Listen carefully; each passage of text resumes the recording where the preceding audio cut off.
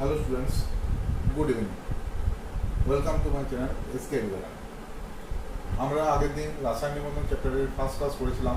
সেখানে আমরা জেনেছিলাম রাসায়নিক বন্ধন কাকে বলে এবং এই রাসায়নিক বন্ধন তৈরির উদ্দেশ্য কী, এবং আমরা জেনেছিলাম যে রাসায়নিক বন্ধন গঠনের উদ্দেশ্য হলো যে নিষ্ক্রিয় মৌলগুলি বাদ দিয়ে অন্যান্য যে মৌলগুলি আছে, অর্থাৎ hydrogen, nitrogen, oxygen, chlorine, sodium ইত্যাদি যে মৌলগুলি আছে, নিষ্ক্রিয় মৌলগুলি বাদ দিয়ে যে সমস্ত মৌলগুলি আছে সেই মৌলগুলি নিকটবর্তী নিষ্ক্রিয় মৌলের মতো ইলেকট্রোবিন্যাস লাভের চেষ্টা করে।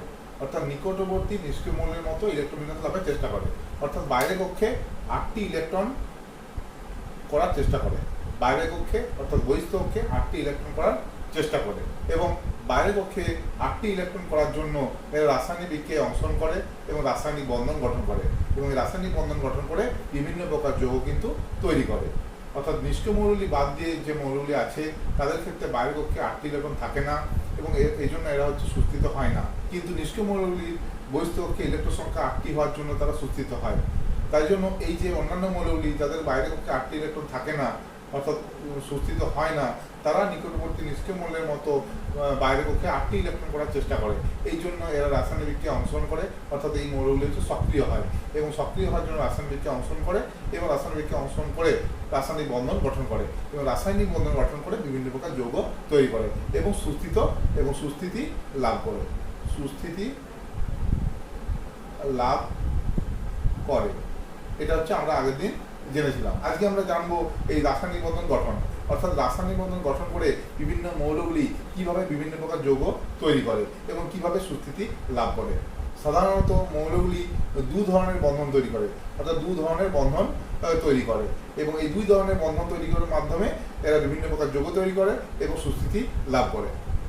রাসায়নিক বন্ধন গঠন আজকে আমরা জানবো যে নিষ্ক্রিয় মৌলগুলি বাদ দিয়ে অন্যান্য যে মৌলগুলি আছে সেই মৌলগুলি সুস্থিতি লাভের জন্য কি কি বন্ধন তৈরি করে এবং কিভাবে রাসায়নিক বন্ধন তৈরি করার মাধ্যমে তারা বিভিন্ন টাইপের যৌগ উৎপন্ন করে এবং কিভাবে সুস্থিতি লাভ করে।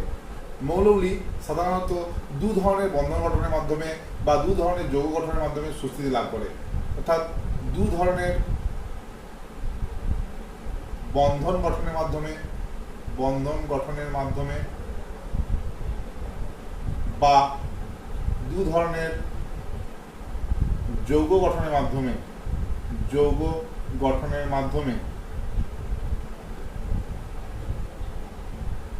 সুস্থিতি লাভ করে।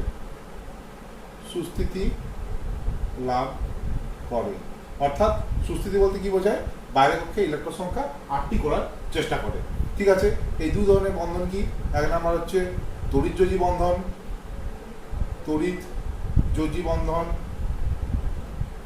বা আয়নীয়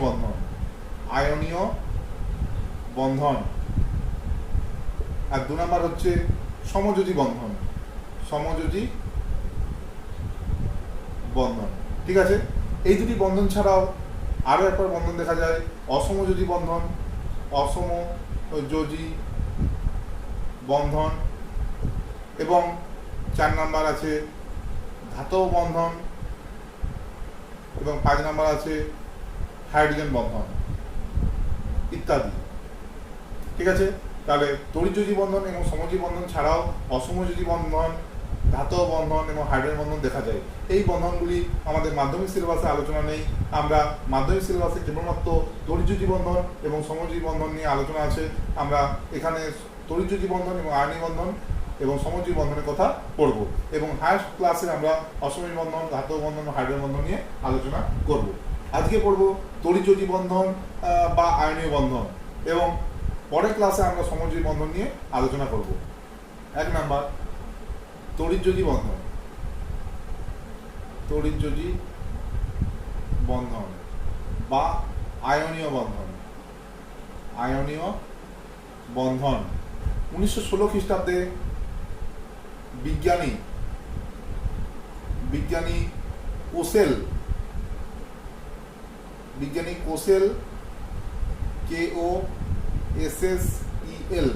কোসেল এই তড়িৎযোজী বন্ধন বা আয়নীয় বন্ধনের গঠনের ধারণা প্রথম প্রবর্তন করেন। বিজ্ঞানী কোসেলের মতানুযায়ী এই তড়িৎযোজী বন্ধন বা আয়নীয় বন্ধন তৈরি হয় ধাতু ও অধাতুর মধ্যে। অধাতুর মধ্যে। ঠিক আছে, অর্থাৎ একটি মৌল হচ্ছে ধাতু হতে হবে এবং অপর মৌলটি হতে হবে অধাতু, এবং ধাতু অধাতুর মধ্যে যে ধরনের বন্ধন তৈরি হয় সেটি হচ্ছে তড়িৎযোজী বন্ধন বা আয়নীয় বন্ধন। এই প্রসঙ্গে বলি, তোমরা ক্লাস 9-এ বা 8-এ পড়েছো কোনো মৌলের পরমাণু, মনে করো M একটি মৌলের পরমাণু, সেই পরমাণু যদি একটি ইলেকট্রন বর্জন করে তখন তৈরি হয় M+, অর্থাৎ তড়িৎ ধনাত্মক আয়ন, অর্থাৎ ক্যাটায়ন, ক্যাটায়নে পরিণত হয়, তড়িৎ ধনাত্মক আয়নে পরিণত হয়। আবার M একটি পরমাণু যদি একটি ইলেকট্রন গ্রহণ করে, তা প্লাস দিয়েছি, অর্থাৎ একটি ইলেকট্রন যদি গ্রহণ করে তখন কি হয় M-, অর্থাৎ অ্যানায়ন, যেটা হচ্ছে কি তড়িৎ ঋণাত্মক আয়ন, তড়িৎ ঋণাত্মক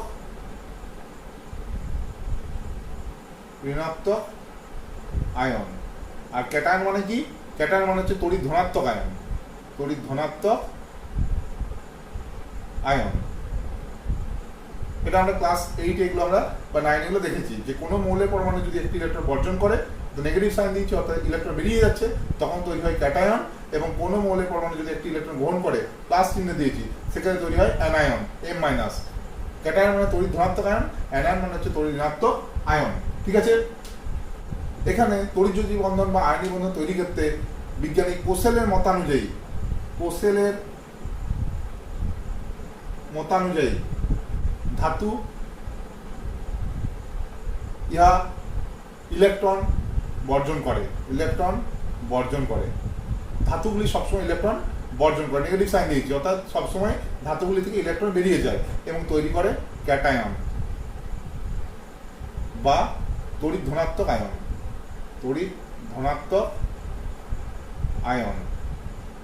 তৈরি করে, অর্থাৎ ক্যাটায়ন বা তড়িৎ ধনাত্মক আয়ন তৈরি করে। ঠিক আছে, ঠিক আছে। এবার অধাতুগুলি সর্বদা কিন্তু ইলেকট্রন গ্রহণ করে, অধাতুগুলি সবসময় ইলেকট্রন গ্রহণ করে এবং তৈরি করে অ্যানায়ন,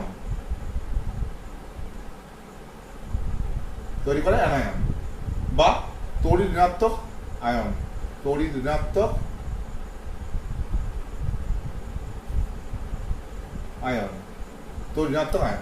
এই উৎপন্ন ক্যাটায়ন এবং অ্যানায়নগুলি, অর্থাৎ মনে করো ক্যাটায়ন যদি তৈরি হয় M+ এবং অ্যানায়ন যদি তৈরি হয় X-, তাহলে এই উৎপন্ন ক্যাটায়ন অর্থাৎ M+ এবং উৎপন্ন অ্যানায়ন X-, এরা বিপরীত তড়িৎগ্রস্ত আয়ন, অর্থাৎ একটা পজিটিভ তো একটা নেগেটিভ, অর্থাৎ বিপরীত তড়িৎগ্রস্ত আয়ন, এদের মধ্যে একটা আকর্ষণ বলের সৃষ্টি হয়। এই আকর্ষণ বলটার নাম হচ্ছে স্থির তাড়িতিক আকর্ষণ বল।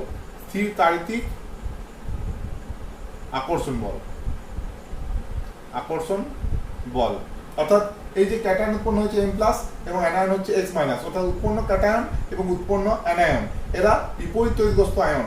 এই বিপরীত তড়িৎগ্রস্ত আয়নের মধ্যে একটা আকর্ষণ বল কাজ করে, কারণ একটা পজিটিভ একটা নেগেটিভ, এদের মধ্যে একটা আকর্ষণ বল কাজ করে, এবং এই আকর্ষণ বলের জন্য, অর্থাৎ স্থির তাড়িতিক আকর্ষণ বলের জন্য এরা পরস্পর কাছে আসে এবং পরস্পর জোড়বদ্ধ হয়ে তৈরি করে Mx জাতীয় যৌগ, এবং এই যৌগটাই হচ্ছে আয়নীয় যৌগ বা তড়িৎযোজী যৌগ। তাহলে ব্যাপারটি কি হলো? বিজ্ঞানী কোসেল তড়িৎযোজী বন্ধন বা আয়নীয় বন্ধনের ধারণা দেন। বিজ্ঞানী কোসেলের মতানুযায়ী এই তড়িৎযোজী বন্ধন বা আয়নীয় বন্ধনটা তৈরি হয় ধাতু এবং অধাতুর মধ্যে, অর্থাৎ একটি মৌল হচ্ছে ধাতু এবং একটি মৌল হচ্ছে অধাতু, অর্থাৎ ধাতু অধাতুর মধ্যে যে বন্ধন তৈরি হচ্ছে সেটি হচ্ছে তড়িৎযোজী বন্ধন বা আয়নীয় বন্ধন। এবং ধাতুগুলি ইলেকট্রন সবসময় বর্জন করে, এবং ধাতুগুলি ইলেকট্রন বর্জন করে তৈরি হয় ক্যাটায়ন, অর্থাৎ তড়িৎ ধনাত্মক আয়ন। এবং ঠিক একইভাবে অধাতুগুলি ইলেকট্রন গ্রহণ করে এবং ইলেকট্রন গ্রহণ করে তৈরি করে অ্যানায়ন বা তড়িৎ ঋণাত্মক আয়ন। এই যে ক্যাটায়ন অর্থাৎ M+ দিয়েছি, অ্যানায়ন হচ্ছে X- দিয়েছি বোঝানোর জন্য। এই যে উৎপন্ন ক্যাটায়ন এবং অ্যানায়নগুলি আমরা দেখতে পাচ্ছি, ক্যাটায়ন মানে পজিটিভ তড়িৎগ্রস্ত, অ্যানায়ন মানে নেগেটিভ তড়িৎগ্রস্ত, অর্থাৎ দুটি বিপরীত তড়িৎগ্রস্ত আয়ন। এই দুই বিপরীত তড়িৎগ্রস্ত আয়ন পরস্পর আকর্ষিত হয় এবং স্থির তাড়িতিক আকর্ষণ বলের দ্বারা পরস্পর কাছে আসে এবং পরস্পর যুক্ত হয়ে এবং জোটবদ্ধ হয়ে একটা যৌগ তৈরি করে, এবং এই Mx জাতীয় যে যৌগ উৎপন্ন হয় সেটা হচ্ছে আয়নীয় যৌগ বা তড়িৎযোজী যৌগ বলা হয়। আমরা 2-3টা উদাহরণ দেখব, উদাহরণ দেখলে কিন্তু আমাদের এই তড়িৎযোজী বন্ধন বা আয়নীয় বন্ধন কিভাবে তৈরি হয় এবং কিভাবে যৌগ উৎপন্ন হয় সেটা আমাদের পরিষ্কার হয়ে যাবে। এখন আমরা একটি উদাহরণের মাধ্যমে দেখে নেব কিভাবে তড়িৎযোজী বন্ধন বা আয়নীয় বন্ধন তৈরি হচ্ছে এবং কিভাবে তড়িৎযোজী যৌগ বা আয়নীয় যৌগ উৎপন্ন হচ্ছে। মনে করো খাদ্য লবণ, যার রাসায়নিক নাম হচ্ছে সোডিয়াম ক্লোরাইড। সোডিয়াম ক্লোরাইড, ঠিক আছে, এবং যার সংকেত হচ্ছে NaCl, ঠিক আছে। Sodium chloride NaCl। প্রথমে দেখে নেব যে যৌগটির মধ্যে কি কি মৌল আছে। আমরা দেখতে পাচ্ছি একটি মৌল আছে সোডিয়াম এবং অপর মৌল আছে ক্লোরিন, ঠিক আছে। সোডিয়াম অর্থাৎ এটা হচ্ছে একটি ধাতু, এটা হচ্ছে একটি ধাতু, আর এদিকে ক্লোরিন, ক্লোরিন হচ্ছে একটি অধাতু। অর্থাৎ আমরা একটু আগে জানলাম যে ধাতু এবং অধাতুর মধ্যে যে যৌগ উৎপন্ন হয় সেই যৌগটি হচ্ছে তড়িৎযোজী যৌগ, এবং যে বন্ধন গঠিত হয় সেটা হচ্ছে তড়িৎযোজী বন্ধন বা আয়নীয় বন্ধন। সোডিয়াম, সোডিয়ামের পরমাণু ক্রমাঙ্ক হচ্ছে 11। অর্থাৎ ইলেকট্রোবিন্যাস করলে আমরা দেখব যে 2, 8 এ 10 আর 1 এ 11, বাইরের পক্ষে ইলেকট্রন সংখ্যা 1টি, ঠিক আছে। আবার ক্লোরিনের পরমাণু ক্রমাঙ্ক হচ্ছে 17, ঠিক আছে। অর্থাৎ ইলেকট্রোবিন্যাস করলে দেখব 2, 8 এ 10 আর 7 এ 17, অর্থাৎ বাইরের কক্ষে ইলেকট্রন সংখ্যা 7টি। অর্থাৎ উভয় পরমাণুর ক্ষেত্রেই বাইরের কক্ষে কিন্তু 8টি ইলেকট্রন নেই। এর ক্ষেত্রে বাইরের কক্ষে 7টি ইলেকট্রন, এর ক্ষেত্রে বাইরের কক্ষে 1টি ইলেকট্রন। প্রসঙ্গে একটা কথা বলে রাখি, এই যে পরমাণুর বহিস্থ কক্ষে ইলেকট্রন, এই বহিস্থ কক্ষে ইলেকট্রনকে বলা হচ্ছে যোজ্যতা ইলেকট্রন। অর্থাৎ সোডিয়ামের বাইরের কক্ষে ইলেকট্রন হচ্ছে 1টি এবং ক্লোরিনের বাইরের কক্ষে ইলেকট্রন সংখ্যা হচ্ছে 7টি। এই যে 1টি ইলেকট্রন বা 7টি ইলেকট্রন, এই ইলেকট্রনগুলো হচ্ছে যোজ্যতা ইলেকট্রন। এই যোজ্যতা ইলেকট্রনগুলি রাসায়নিক বিক্রিয়ায় অংশগ্রহণ করে, রাসায়নিক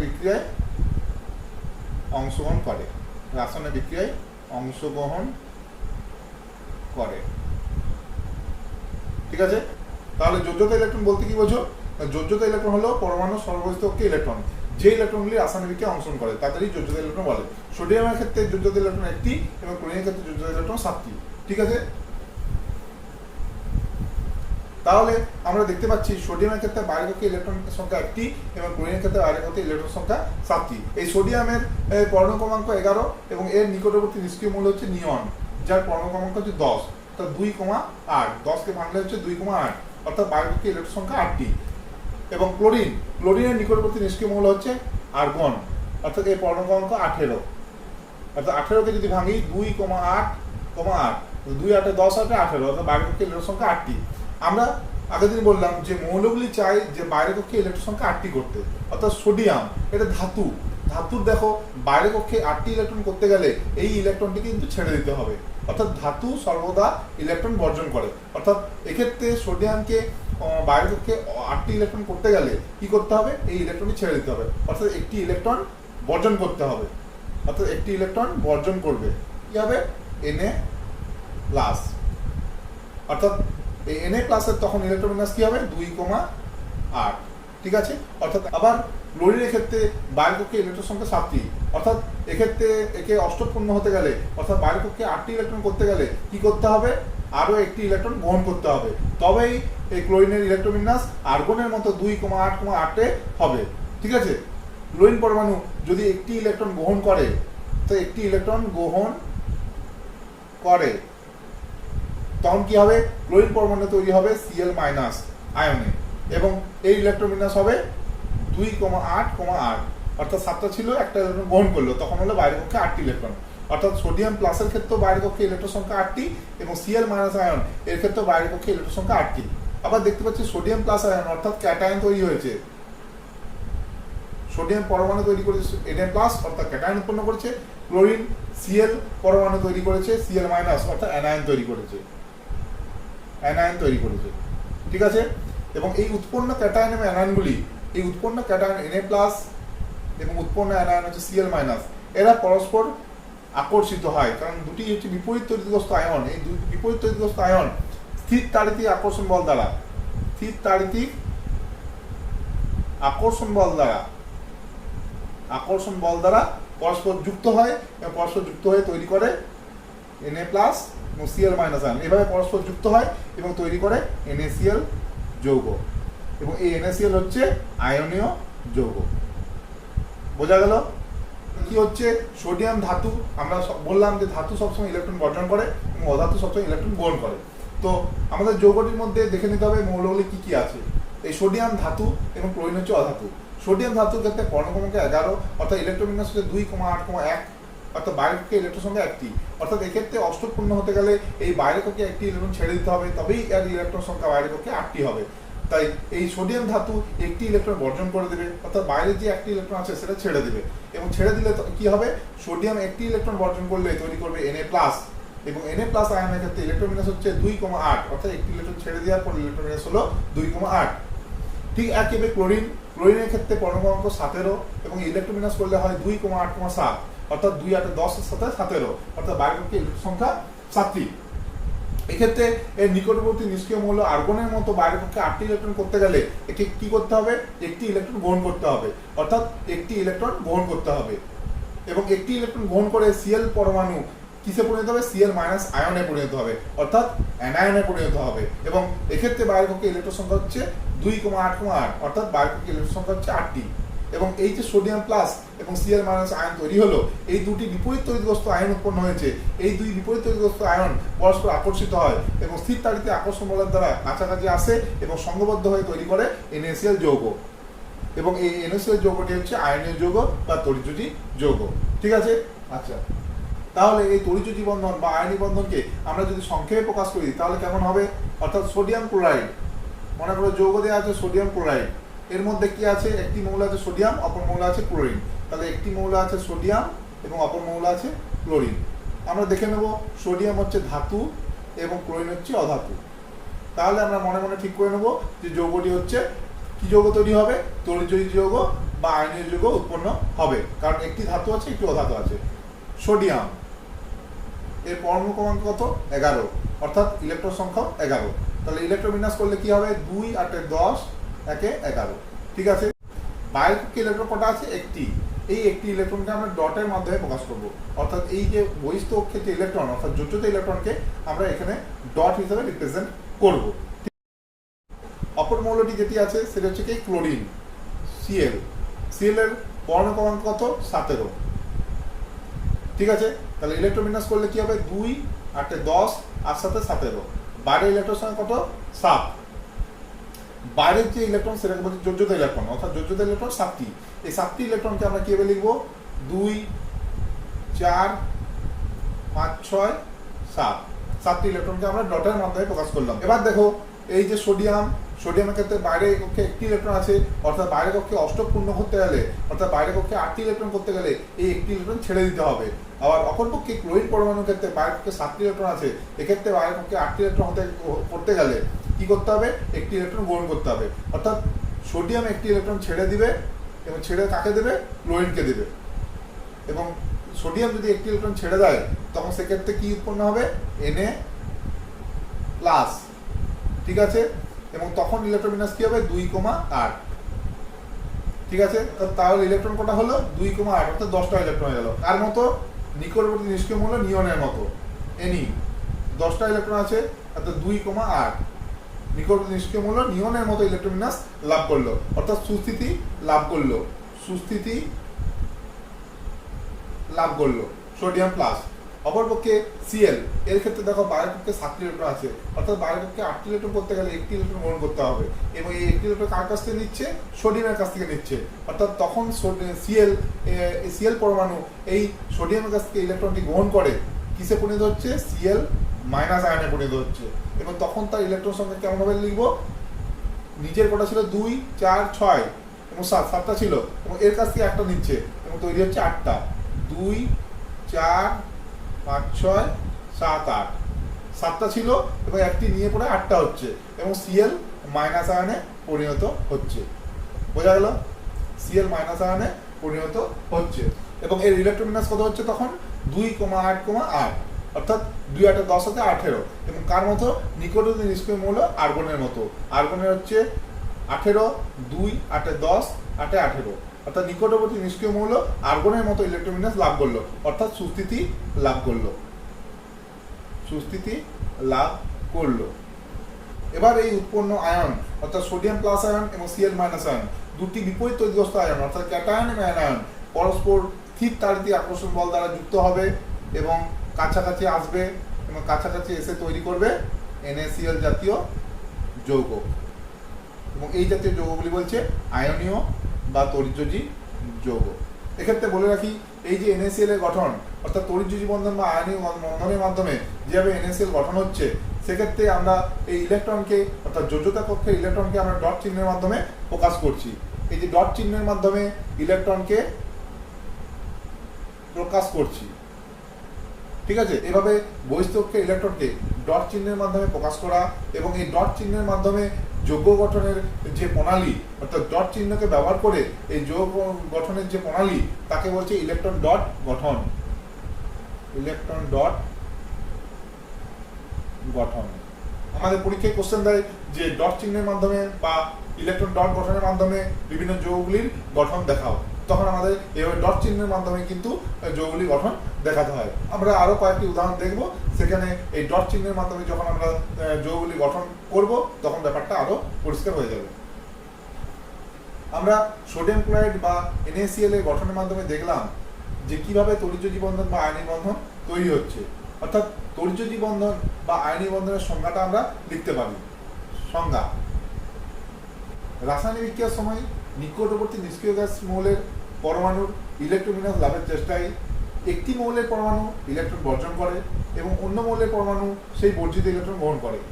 যে মৌলের পরমাণুটি ইলেকট্রন বর্জন করে সেটা ক্যাটায়নে পরিণত হয় এবং অন্য মৌলের পরমাণু যেটা ইলেকট্রন গ্রহণ করে সেটা অ্যানায়নে পরিণত হয়।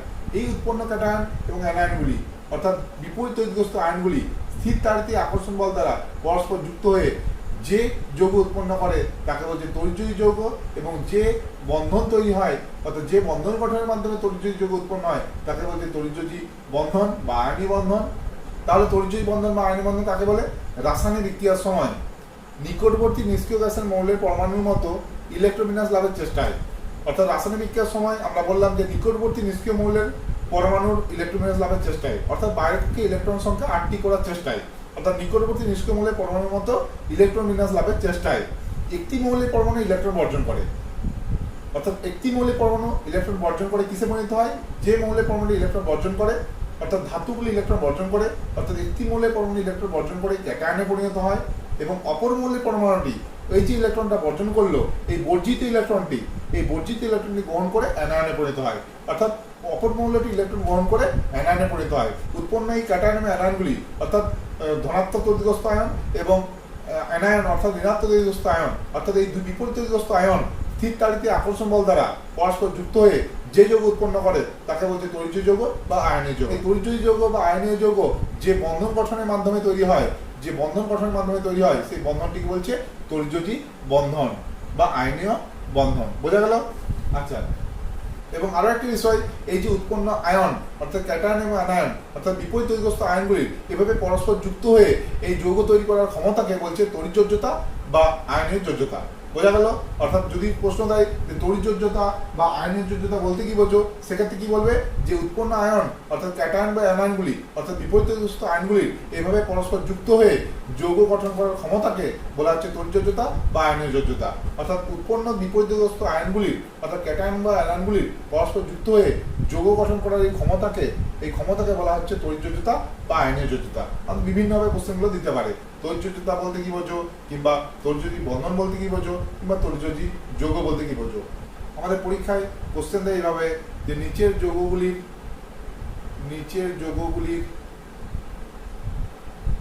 ইলেকট্রন ডট গঠন দেখাও।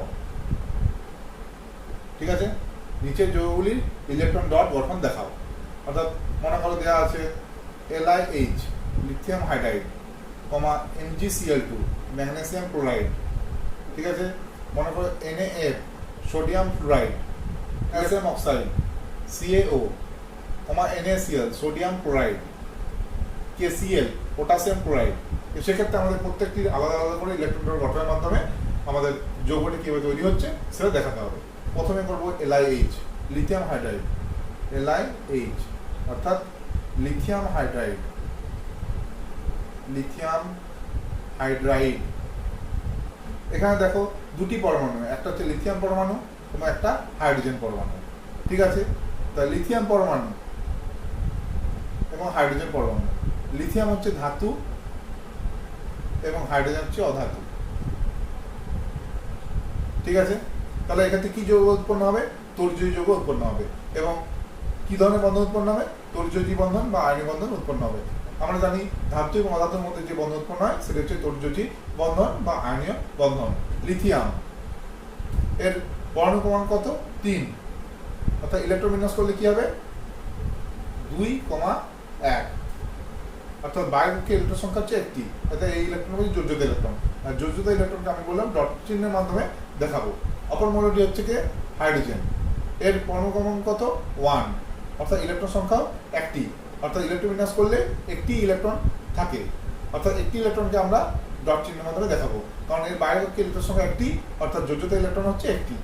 ঠিক আছে। লিথিয়াম, এই লিথিয়ামের নিকটবর্তী নিষ্ক্রিয় মৌলকে হিলিয়াম, যার ইলেকট্রন সংখ্যা 2টি, অর্থাৎ বাইরের পক্ষে ইলেকট্রন সংখ্যা হচ্ছে 2টি, অর্থাৎ লিথিয়াম চাইবে হিলিয়ামের মতো ইলেকট্রন বিন্যাস লাভ করতে, অর্থাৎ বাইরের পক্ষে ইলেকট্রন 2টি করতে। সেক্ষেত্রে এই একটি ইলেকট্রন অর্থাৎ যোজ্যতা ইলেকট্রনটি ছেড়ে দিতে হবে, অর্থাৎ লিথিয়াম এই যোজ্যতা ইলেকট্রনটি হাইড্রোজেনকে দিয়ে দেবে। এবং হাইড্রোজেনের ক্ষেত্রে ইলেকট্রন সংখ্যা একটি আছে, এই হাইড্রোজেনেরও নিকটবর্তী নিষ্ক্রিয় মৌল হচ্ছে হিলিয়াম, অর্থাৎ ইলেকট্রন সংখ্যা 2টি, তো বাইরের পক্ষে ইলেকট্রন সংখ্যা হচ্ছে 2টি। ঠিক আছে। তাহলে হাইড্রোজেনও চাইবে যে এক্ষেত্রে বাইরের পক্ষে ইলেকট্রন সংখ্যা একটি আছে এবং লিথিয়ামের কাছ থেকে একটি ইলেকট্রন গ্রহণ করে বাইরের পক্ষে ইলেকট্রন সংখ্যা 2টি করতে। লিথিয়াম এই বাইরের পক্ষের একটি ইলেকট্রন অর্থাৎ যোজ্যতা কক্ষের ইলেকট্রনটি ছেড়ে দিলে কি তৈরি হবে? Li+, এবং সেক্ষেত্রে ইলেকট্রন হবে 2টি, অর্থাৎ বাইরের পক্ষে ইলেকট্রন সংখ্যা হচ্ছে 2টি, হিলিয়ামের মতো ইলেকট্রন বিন্যাস লাভ করলো। ঠিক আছে। এবং হাইড্রোজেন এর ক্ষেত্রে বাইরের পক্ষে ইলেকট্রন সংখ্যা একটি আছে এবং লিথিয়ামের কাছ থেকে এই বর্জিত ইলেকট্রন গ্রহণ করে কি হবে? H-, অর্থাৎ অ্যানায়নে পরিণত হবে। ঠিক আছে। অর্থাৎ এক্ষেত্রে Li+ এবং এক্ষেত্রে H- উৎপন্ন হবে। সেক্ষেত্রে হাইড্রোজেনের নিজের একটি ইলেকট্রন ছিল এবং এর কাছ থেকে একটি ইলেকট্রন গ্রহণ করে হবে H, দুটো আমরা ডটের মাধ্যমে দেখাবো, এবং H2, অর্থাৎ দুটো ইলেকট্রন আমরা দেখাবো। অর্থাৎ এক্ষেত্রে কি তৈরি হচ্ছে? Li+, ক্যাটায়ন, এবং এর সাথে তৈরি হচ্ছে H- অ্যানায়ন।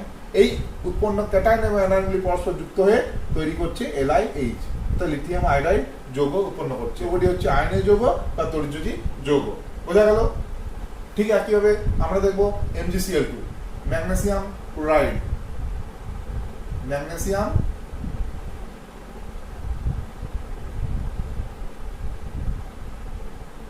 ক্লোরাইড, একটি মৌলকে আছে ম্যাগনেসিয়াম এবং অপর মৌলকে আছে ক্লোরিন। এবং কটা ক্লোরিন আছে? 2টি ক্লোরিন আছে, এখানে একটা ক্লোরিন এবং এখানে একটা ক্লোরিন, দুটো ক্লোরিন পরমাণু আছে। আচ্ছা, ম্যাগনেসিয়াম এর পরমাণু ক্রমাঙ্ক কত? 12, অর্থাৎ ইলেকট্রন বিন্যাস করলে কি হবে? 2, 8 এ 10 আর 2 এ 12, অর্থাৎ বাইরের পক্ষে ইলেকট্রন সংখ্যা কত? 2, অর্থাৎ যোজ্যতা ইলেকট্রন সংখ্যা হচ্ছে 2টি। অপরপক্ষে ক্লোরিন এর পরমাণু ক্রমাঙ্ক কত? 17, অর্থাৎ ইলেকট্রন বিন্যাস করলে কি হবে? 2, 8 এ 10 আর 7 এ 17, অর্থাৎ বাইরের পক্ষে ইলেকট্রন সংখ্যা 7টি। এর ক্ষেত্রেও তাই, 17, 2, 8 এ 10 আর 7 এ 17, বাইরের পক্ষে ইলেকট্রন সংখ্যা 7টি। এবার আমরা কি করব? ইলেকট্রন ডটগুলি বসিয়ে নেব, অর্থাৎ বাইরের পক্ষে 7টি ইলেকট্রন, 2, 4, 5, 6, 7। ক্লোরিনের ক্ষেত্রে বাইরের পক্ষে ইলেকট্রন সংখ্যা 7টি, এই ক্লোরিনের ক্ষেত্রে বাইরের পক্ষে ইলেকট্রন সংখ্যা 7টি, 2, 3, 4, 5, 6, 7। ম্যাগনেসিয়ামের বাইরের পক্ষে ইলেকট্রন সংখ্যা 2টি, অর্থাৎ 1টি, 2টি। দেখো ম্যাগনেসিয়াম, ম্যাগনেসিয়াম এখানে ধাতু, অর্থাৎ এক্ষেত্রে ম্যাগনেসিয়াম হচ্ছে ইলেকট্রন বর্জন করবে।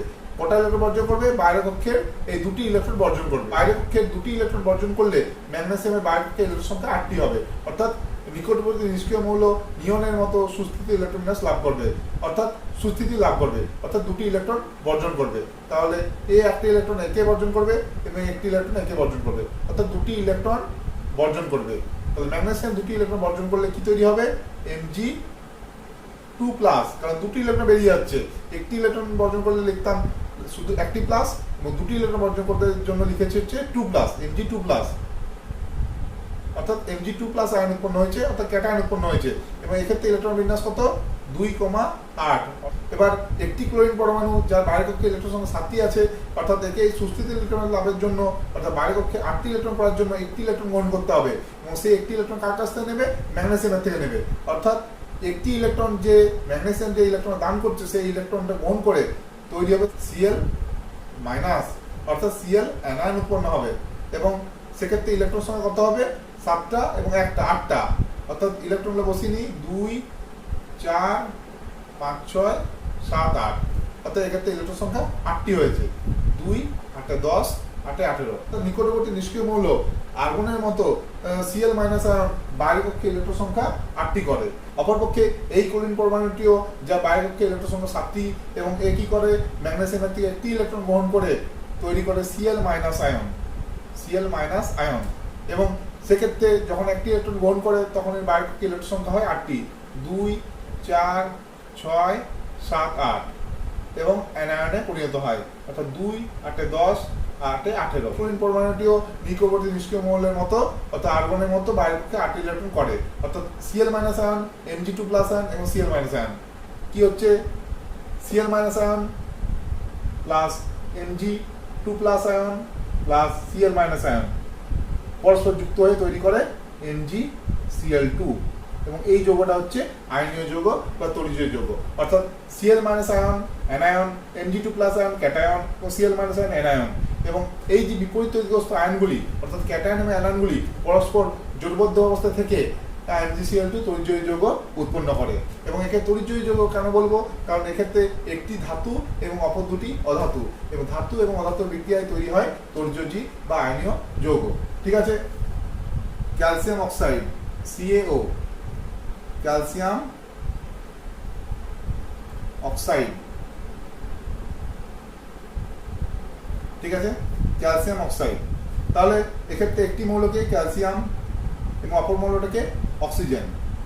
ক্যালসিয়ামের পরমাণু ক্রমাঙ্ক কত 20, ঠিক আছে, এবং ক্যালসিয়াম কি ধাতু, ক্যালসিয়াম হচ্ছে ধাতু, এবং অক্সিজেন হচ্ছে অধাতু।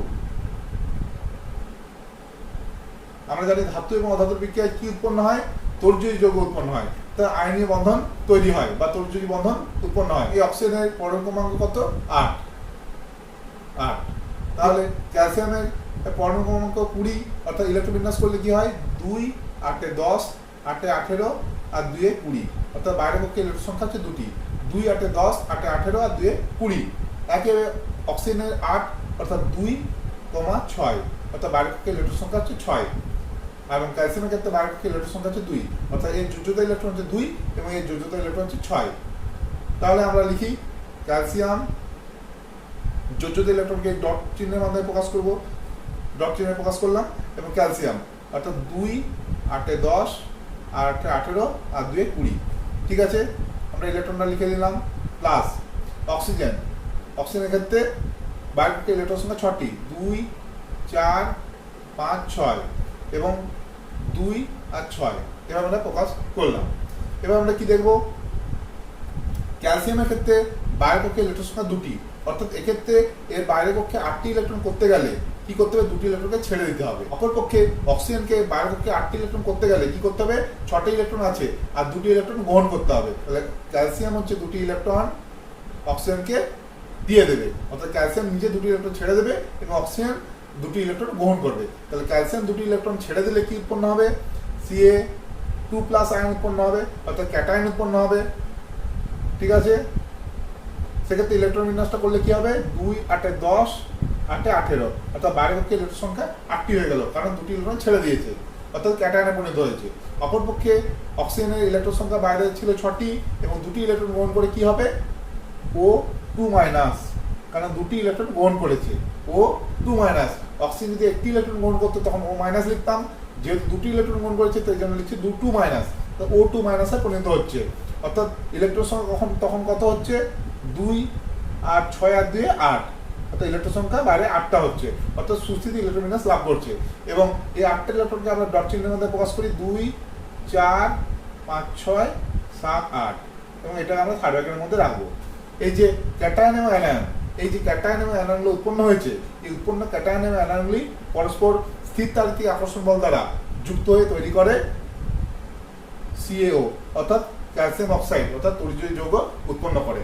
সোডিয়াম ফ্লুরাইড NaF, সোডিয়াম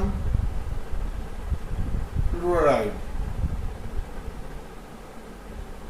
ঠিক আছে। দেখো এখানে প্রথম মৌলটি কি আছে, সোডিয়াম, পরমাণু ক্রমাঙ্ক 11। অপর মৌলটি কি আছে, ফ্লুরিন F, পরমাণু ক্রমাঙ্ক 9। ঠিক আছে, তাহলে সোডিয়াম এটা হচ্ছে ধাতু, ফ্লুরিন এটা হচ্ছে অধাতু। তাহলে প্রথমে আমরা বলে নিতে পারছি যে ধাতু এবং অধাতু বিক্রিয়ায় যে যৌগ তৈরি হবে সেটা তড়িৎযোজী যৌগ, বা যে বন্ধন উৎপন্ন হবে সেটা তড়িৎযোজী বন্ধন উৎপন্ন হবে, এটা আমরা আগেই বলে নিতে পারছি। আচ্ছা, সোডিয়াম যার পরমাণু ক্রমাঙ্ক 11, ফ্লুরিন যার পরমাণু ক্রমাঙ্ক 9, অর্থাৎ ইলেকট্রোবিন্যাস করলে কি হবে 2, 8, 10, 1, 11, অর্থাৎ বাইরের ইলেকট্রন সংখ্যা 1টি, অর্থাৎ যোজ্যতা ইলেকট্রন সংখ্যা 1টি সোডিয়ামের ক্ষেত্রে। ফ্লুরিনের ক্ষেত্রে ইলেকট্রোবিন্যাস করলে কি হবে 2 আর 7 9, অর্থাৎ বাইরের ইলেকট্রন সংখ্যা 7টি। এবার আমরা ইলেকট্রন গঠনের মাধ্যমে যদি প্রকাশ করি তাহলে কিভাবে লিখবো, Na সোডিয়াম বাইরের পক্ষে ইলেকট্রন সংখ্যা 1টি, ডটের মাধ্যমে আমরা লিখে দিলাম, অর্থাৎ যোজ্যতা ইলেকট্রনকে আমরা কিন্তু ডট চিহ্নের মাধ্যমে দেখাবো। তো 2, 8, 10, 1, 11। ঠিক আছে, অপর মৌলের পরমাণুটি হচ্ছে ফ্লুরিন যার পরমাণু ক্রমাঙ্ক হচ্ছে 9, বাইরের পক্ষে ইলেকট্রন সংখ্যা হচ্ছে 7টি, এবং এই 7টি ইলেকট্রনকে আমরা ডট চিহ্নের মাধ্যমে প্রকাশ করব। ঠিক আছে, 2, 3, 4, 5, 6, 7, অর্থাৎ বাইরের পক্ষে 7টি ইলেকট্রন আছে, এটা আমরা ডট চিহ্নের মাধ্যমে দেখালাম 2, 7। ঠিক আছে, অর্থাৎ সোডিয়াম এই একটি ইলেকট্রন যদি ছেড়ে দেয় তাহলে এর বাইরের পক্ষে ইলেকট্রন সংখ্যা 8টি হবে, অর্থাৎ সুস্থিত ইলেকট্রোবিন্যাস লাভ করবে। অর্থাৎ সোডিয়াম একটি ইলেকট্রন ছেড়ে দেবে এবং ছেড়ে রাখে দেবে, ফ্লুরিনকে দেবে। ফ্লুরিনের দেখো 7টি ইলেকট্রন, অর্থাৎ এক্ষেত্রে বাইরের পক্ষে 8টি ইলেকট্রন করতে গেলে একটি ইলেকট্রন গ্রহণ করতে হবে, এবং সেই একটি ইলেকট্রন কার কাছ থেকে গ্রহণ করবে, সোডিয়ামের থেকে গ্রহণ করবে। অর্থাৎ তাহলে ফ্লুরিন অ্যাটম বা ফ্লুরিন পরমাণু সোডিয়ামের কাছ থেকে একটি ইলেকট্রন গ্রহণ করবে, এবং সোডিয়াম পরমাণু তার বাইরের পক্ষে 8টি ইলেকট্রন করার জন্য একটি ইলেকট্রন ছেড়ে দেবে। ঠিক আছে, তখন কি হবে Na+, অর্থাৎ ক্যাটায়নে পরিণত হবে। তাহলে ইলেকট্রন বিন্যাস করলে 2, 8, অর্থাৎ বাইরের পক্ষে ইলেকট্রন সংখ্যা 8টি হয়ে গেছে, এবং ফ্লুরিন পরমাণু ওই ইলেকট্রনটি গ্রহণ করে তৈরি হবে F-, অর্থাৎ 2, 8, অর্থাৎ সুস্থিত ইলেকট্রন বিন্যাস লাভ করেছে। এবং এই যে 8টি ইলেকট্রন সেটা আমরা ইলেকট্রন ডটের মাধ্যমে প্রকাশ করব 2, 4, 5, 6, 7, 8। ঠিক আছে, F- এবং Na+, এই যে উৎপন্ন Na+, অর্থাৎ ক্যাটায়ন, এবং উৎপন্ন F- অ্যানায়ন, এরা পরস্পর যুক্ত হয়ে তৈরি করে NaF, সোডিয়াম ফ্লুরাইড, অর্থাৎ এই যৌগটি উৎপন্ন হচ্ছে তড়িৎযোজী যৌগ বা আয়নীয় যৌগ। আচ্ছা, এবার আমরা দেখে নিই তড়িৎযোজী বন্ধনের বৈশিষ্ট্য, তড়িৎযোজী বন্ধন বা আয়নীয় বন্ধনের বৈশিষ্ট্য বা ধর্মাবলী। 1 নাম্বার, অণুর অস্তিত্ব।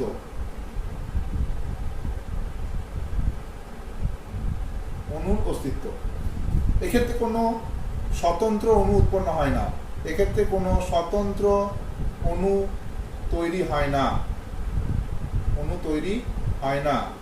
ব্যাপারটা বোঝা গেল, স্বতন্ত্র অণু অর্থাৎ একক অণু কিন্তু তৈরি হয় না।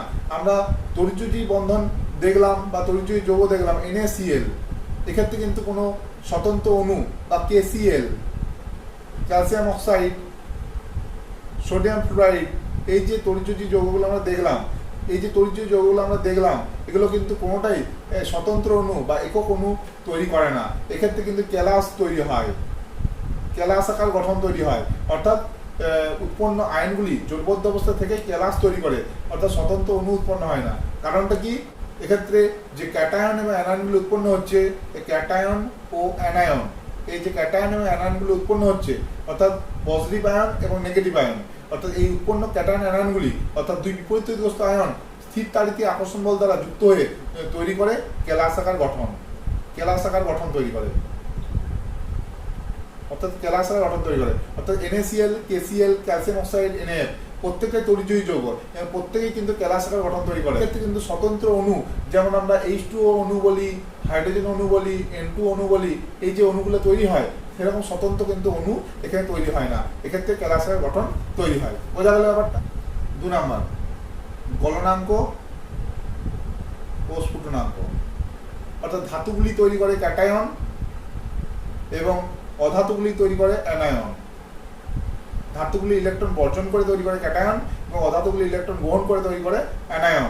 এই ক্যাটায়ন এবং অ্যানায়নগুলি, ক্যাটায়ন ও অ্যানায়ন, ক্যাটায়ন অর্থাৎ পজিটিভ তৈরিগ্রস্ত আয়ন, অ্যানায়ন মানে নেগেটিভ তৈরিগ্রস্ত আয়ন, এই উৎপন্ন ক্যাটায়ন এবং অ্যানায়নগুলি অর্থাৎ বিপরীত তৈরিগ্রস্ত আয়নগুলি স্থির তাড়িতে আকর্ষণ বল দ্বারা যুক্ত হয়ে তৈরি করে তড়িৎযোজী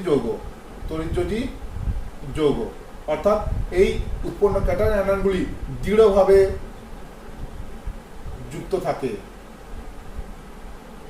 অর্থাৎ তড়িৎ যৌগের মধ্যে যে আয়নগুলো উপস্থিত আছে সেই আয়নগুলো কিন্তু দৃঢ়ভাবে যুক্ত থাকে, আর দৃঢ়ভাবে যুক্ত থাকার জন্য এক্ষেত্রে প্রচুর তাপশক্তির প্রয়োজন হয়, প্রচুর তাপশক্তির প্রয়োজন হয়।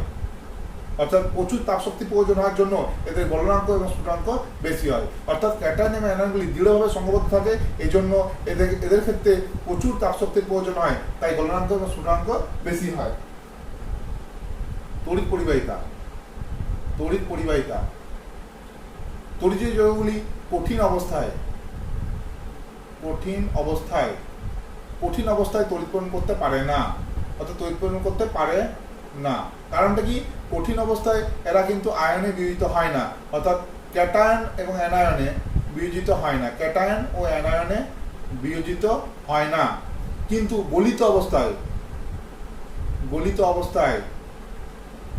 তড়িৎকরণ করতে পারে, বোঝা গেল? কারণ গলিত অবস্থায় এরা হচ্ছে ক্যাটায়ন ও অ্যানায়নে বিয়োজিত হয়, এবং অ্যানায়নে বিয়োজিত হয়। এই ক্যাটায়ন এবং অ্যানায়নগুলি তড়িৎকরণ করে। অর্থাৎ তড়িৎ যৌগগুলি কঠিন অবস্থায় তড়িৎকরণ করতে পারে না, তার কারণটা হচ্ছে ক্যাটায়ন অ্যানায়নে বিয়োজিত হয় না। কিন্তু গলিত অবস্থায় এরা হচ্ছে তড়িৎকরণ করতে পারে, কারণ গলিত অবস্থায় এরা হচ্ছে ক্যাটায়ন এবং অ্যানায়নে বিয়োজিত হয়। এই ক্যাটায়ন এবং অ্যানায়নগুলি তড়িৎকরণের জন্য দায়ী। 4 নম্বর, ভৌত অবস্থা। সাধারণ উষ্ণতা ও চাপে এরা হচ্ছে তড়িৎ যৌগগুলি কেলাসিত কঠিন পদার্থ। কারণটা কি? কারণ এদের মধ্যে ক্যাটায়ন এবং অ্যানায়নগুলি পরস্পর স্থির তাড়িতে আকর্ষণ বল দ্বারা দৃঢ়ভাবে সংঘবদ্ধ থাকে, দৃঢ়ভাবে যুক্ত থাকে। ক্যাটায়ন এবং অ্যানায়নগুলি তীব্র আকর্ষণ বল দ্বারা পরস্পর যুক্ত থাকে, অর্থাৎ দৃঢ়ভাবে যুক্ত থাকায় এরা হচ্ছে কেলাসিত কঠিন পদার্থ। 5 নম্বর, দ্রাব্যতা। তড়িৎ যৌগগুলি ধ্রুবীয় দ্রাবকে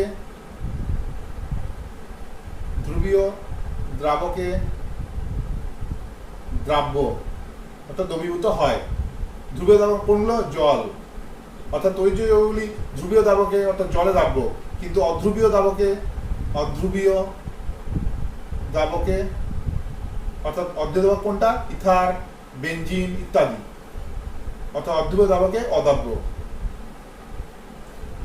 6 নম্বর বৈশিষ্ট্য, তড়িৎ যৌগগুলি ধাতু ও অধাতুর মধ্যে হয়, ধাতু এবং অধাতুর মধ্যে তড়িৎ বন্ধন গঠন হয়। 7 নম্বর, বন্ধন শক্তি। বন্ধন শক্তি মানে কি? তড়িৎ যৌগগুলির মধ্যে অর্থাৎ NaCl, KCl অর্থাৎ Na এবং Cl এদের মধ্যে বন্ধন শক্তি, K এবং Cl এদের মধ্যে বন্ধন শক্তি, এটার কথা বলা হচ্ছে। বন্ধন শক্তি কিন্তু তীব্র হয়, অর্থাৎ বন্ধন শক্তি হচ্ছে তীব্র হয়, অর্থাৎ শক্তিশালী বন্ধন দেখা যায়। কারণটা কি? কারণটা হচ্ছে একটাই, যে এদের মধ্যে ক্যাটায়ন ও অ্যানায়ন স্থির তাড়িতে আকর্ষণ বল দ্বারা দৃঢ়ভাবে সংঘবদ্ধ থাকে, দৃঢ়ভাবে যুক্ত থাকে। এই ক্যাটায়ন এবং অ্যানায়ন, এই দুই বিপরীত দিকস্থ আয়ন স্থির তাড়িতে আকর্ষণ বল দ্বারা দৃঢ়ভাবে সংঘবদ্ধ থাকে বা দৃঢ়ভাবে যুক্ত থাকে, এই জন্য এদের বন্ধন শক্তি অনেক তীব্র হয়, অর্থাৎ শক্তিশালী বন্ধন দেখা যায়। 8 নম্বর, রাসায়নিক বিক্রিয়া।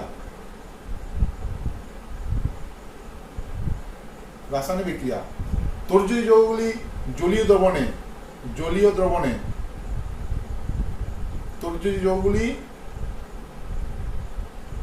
দ্রবণে সহজে বিয়োজিত হয়ে আয়ন উৎপন্ন করে, তাই রাসায়নিক বিক্রিয়া দ্রুত গতিতে ঘটে। তড়িৎ যৌগ করা NaCl জলীয় দ্রবণে ভেঙে গিয়ে তৈরি করে Na+Cl-, অর্থাৎ সহজেই আয়নে বিয়োজিত হয়, এবং আয়নে বিয়োজিত হওয়ার জন্য রাসায়নিক বিক্রিয়া দ্রুত গতিতে ঘটে। KCl জলীয় দ্রবণে বিয়োজিত হয়ে K+ এবং Cl- আয়ন উৎপন্ন করে, অর্থাৎ সহজেই আয়নে বিয়োজিত হয়, এই জন্য রাসায়নিক বিক্রিয়া দ্রুত গতিতে ঘটে। ঠিক আছে, এই গেল আমাদের তড়িৎ যৌগের বা তড়িৎ বন্ধন বা আয়নীক বন্ধনের বৈশিষ্ট্য সমূহ বা ধর্মাবলী সমূহ। ধন্যবাদ।